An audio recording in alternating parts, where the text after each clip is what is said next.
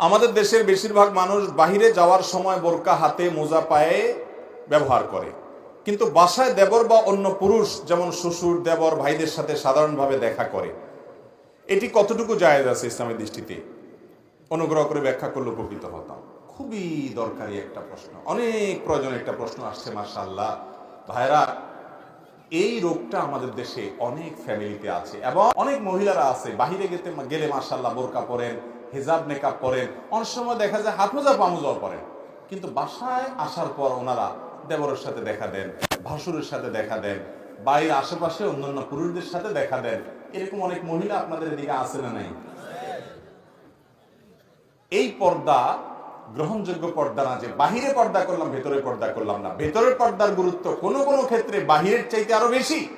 নবীজি সাল্লাল্লাহু আলাইহি ওয়াসাল্লাম বলেছেন, আল হামু আল মাউত, মহিলাদের জন্য দেবর আর পুরুষদের জন্য শালিকা হলো মৌতের মতো, মৃত্যুর মতো। মৃত্যুর জন্য মানুষ ভয় পায়, এরকম মহিলারা দেবরের ব্যাপারে সাবধান থাকা উচিত। কোন রকম যেন দেখা সাক্ষাৎ পর্দার খেলাপ যেন না হয়। বিশেষ করে তারা যখন অ্যাডাল্ট হবে, ছোট বাচ্চা আছে তাদের কথা ভিন্ন, ছোট ছেলে আছে ভিন্ন। আমাদের দেশে ভাবিরা অন্য সবার সাথে পর্দা করলেও দেবরের সাথে বেশিরভাগ ক্ষেত্রে অনেক ফ্যামিলিতে দেখা যায় পর্দা তো করেই না, উল্টা বরং একটু দুষ্টামি ফাজলামি করাটাকে আমরা মনে করি এটা অধিকার বোধ হয়, এটা বোধহয় করা যায়, তাই না? বলে যে ছোট ভাইয়ের মতো এত, তাই না? ছোট ভাইয়ের মতো কেমনে হইলো?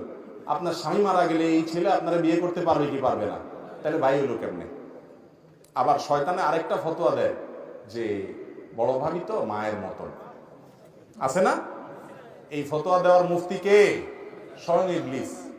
বলে যে বড় ভাবি মায়ের মতন। আরে ভাই, আপনার ভাই মারা গেলে ভাবিরে বিয়ে করা যাবে কি যাবে না? যারা বিয়ে করা যাবে সে আবার মায়ের মতো কেমনে হলো? এর চেয়ে ভণ্ডামি কথা দুনিয়াতে আরেকটা আছে? সবচেয়ে বেশি পর্দা এখানে করা উচিত, অথচ আমাদের দেশে অনেক ফ্যামিলিতে এই পর্দা হয় না।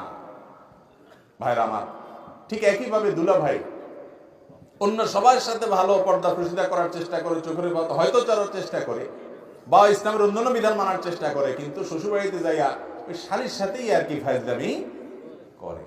শ্বশুর শাশুড়িও মনে করে ঠিক আছে, শালি দুলা ভাই তারা তো একটু একটু আর কি ফাজলামি করবে। অথচ নবী করিম সাল্লাল্লাহু আলাইহি ওয়াসাল্লাম এই ব্যাপারে সবচেয়ে বেশি সাবধান হতে বলেছেন, কারণ এর কারণে ফিতনা অনেক বেশি। কত সংসার ভেঙে যায়, কত অপকর্ম হয়, কত তলে তলে নোংরামি হয়, অসভ্যতা হয়, গুনাহের দিকে চলে যায়, মানুষ টেরও পায় না। এই জন্য যারা শ্বশুর শাশুড়ি আছেন তাদেরকে বলছি, আপনার ফ্যামিলিতে আপনার পুত্রবধূ সে যেন আপনার পুত্রবধূর দেবর ভাসুরদের সাথে পর্দা করতে পারে, আপনাদের কর্তব্য সে পরিবেশ করে দেওয়া। অনেক মা আছে, ওই মাই দেবর